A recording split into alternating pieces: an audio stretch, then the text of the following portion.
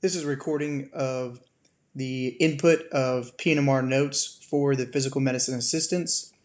Of course, you'll open your app on the outside and the iPad on the outside of the door. You'll put in your individual ID, username, and password, and of course, the clinic location ID is 130263 for Plano. Go ahead and log in. It's going to ask you to put in a PIN. This PIN is just for one-time use, just keeps you logged in. It can be different every single time.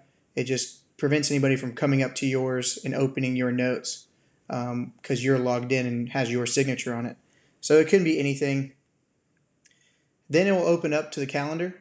You'll want to go into the top right and choose where your room is based on your letter, your first name.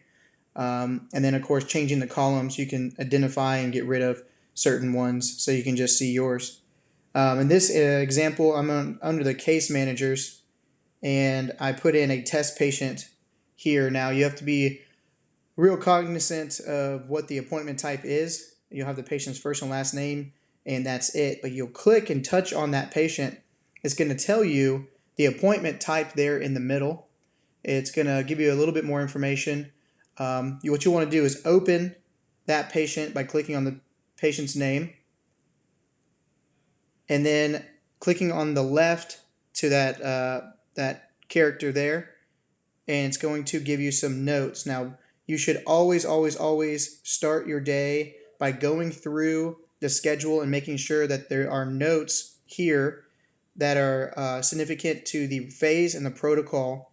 It will give you what's the primary, secondary, even tertiary, how they prefer the pressure, and then certain notes like avoid tailbone and so on. They'll tell you the area. So this is upper cross phase 1, meaning different on the different phases that you'll do 3 units worth of manual therapy and 1 of stretching on the neck and shoulders, and mix it between the upper and lower cross. That's how to identify your patient. Now go back out to the schedule. It's going to go back, and what you should do when you start your day is, of course, go through and make sure there's notes on each patient. Also get familiar with your schedule, what times patients are, what time you have lunch. Now, it could change, of course, as patients do often show up on your schedule that weren't there. So be real familiar with who's coming in and when. They should have pictures with them as well. But you should also get in the habit of going down here at the bottom and looking at your messages. Now, if you click on messages, it should, because I'm an administrator, I have everybody's, but it should just have yours, and it should come up as a to-do. Now, I put a test on here, just an example. This is a high priority. You can tell by the exclamation point to the far right, and it still says to do. Now, you'll click on it to open it, and you'll say the provider, this one, actually the medical provider, reviewed my notes and found this patient to still be having pain and trigger points according to the notes. Please have them come in for a trigger point injection consultation today and schedule them next time before they come in, before they leave. So what you'll want to do is notice those important messages throughout the day. You can reply back to the person that sent it to you.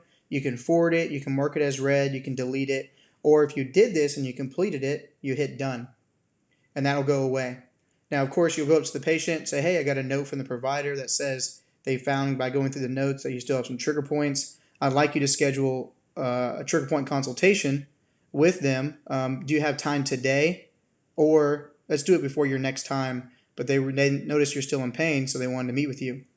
It's as simple as that. Now, these will be filling up and changing throughout the day, so really pay attention to this messages down there. Go back to the schedule. Go back into here, and, of course, open up the patient.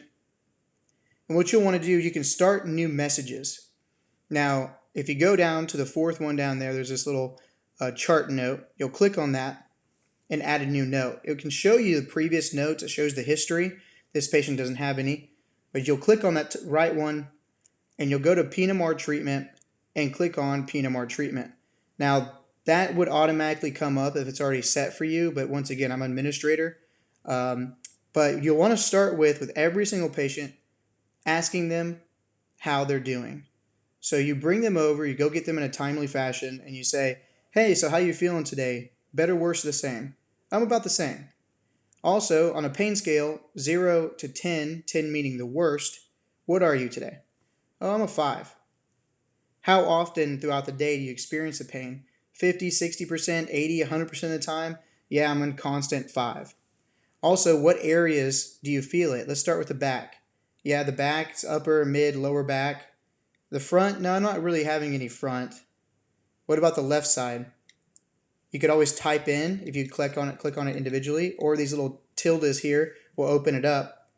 Yeah, my neck on the left's worse, and on the right, I'm not really feeling any. Of course, you can fill up to all the areas. Then you move on to the objective side. The objective is going to have what you found. Subjective is the patient. Objective is what you found during your session. So once you ask how they do, you go in, you have them, get ready for their session, and then the note stops there until the end because you're not quite sure what you're going to find. So the session completes. You have the water. The patient leaves. You tell them, do you have time to go see the provider now because they're interested in doing a trigger point injection with you, or let's go schedule it to the front. I made some additional notes on this routing form that's going to help the provider know. So let's schedule a consultation.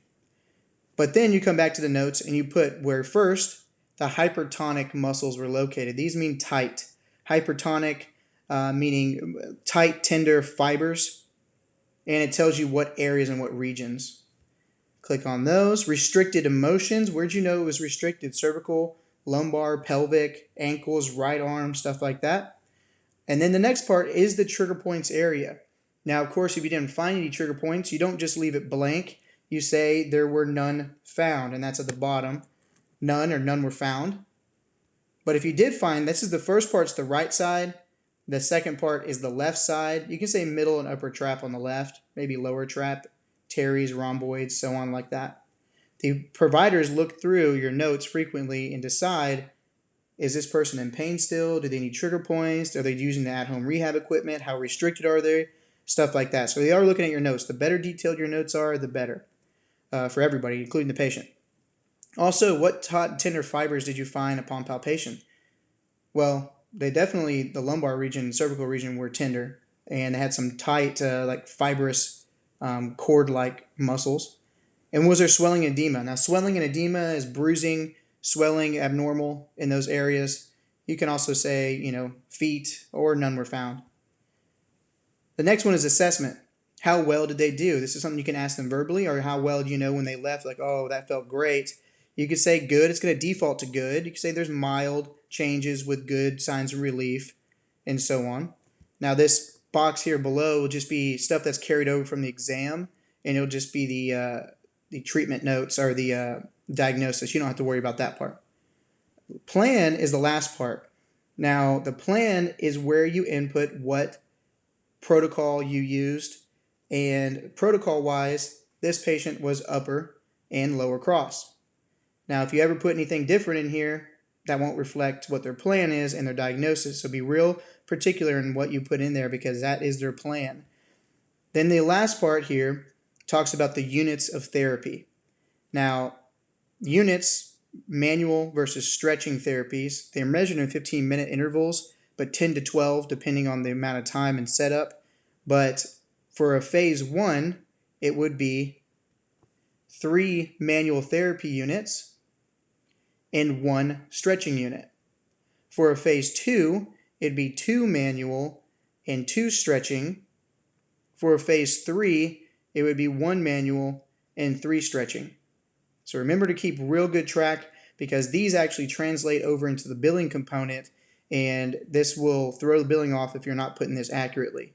And of course, if the patient didn't show up on time or you ran in late to your session, you only were able to do about 40 to 45 or 38 plus minutes, you should break it up according to what you did, and it may reflect only 3 units.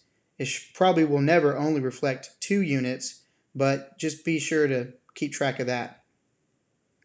Now, the last area in this is the medicated cream. We are using medicated creams during the sessions. such as baclofen, tramadol sometimes. But when you use the cream, you'll know if it's the first time you use the container if the date on the outside of the container is today's date. So you would say, I opened it, yes, I used it for the first time, and that's what you would click. If you've used this cream, the same one, on this patient before, you would say this is an additional use. Or if you didn't even use it before, but it's a different date on the outside, say it's September 8th, and today's date is September 14th, obviously this is the additional use of the same container if it was opened 6 days previous. So be sure to check that. Of course, if you didn't use any cream, you don't have to have anything checked there.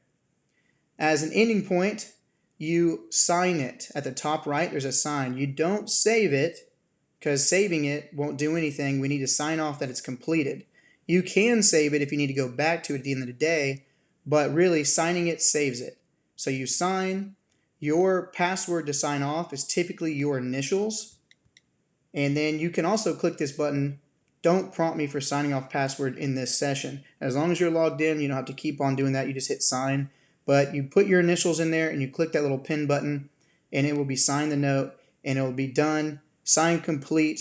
You can close out, go back out to your schedule and prepare to see the next patient. That is all the instructions we have today. A couple key reminders. Be sure to get very familiar with your schedule upon arrival. Check your messages first and foremost. Check those messages because it's going to have sometimes little testers in there. Tell the manager you read this. We're going to be checking this message system very, very thoroughly to make sure everybody's communicating the office.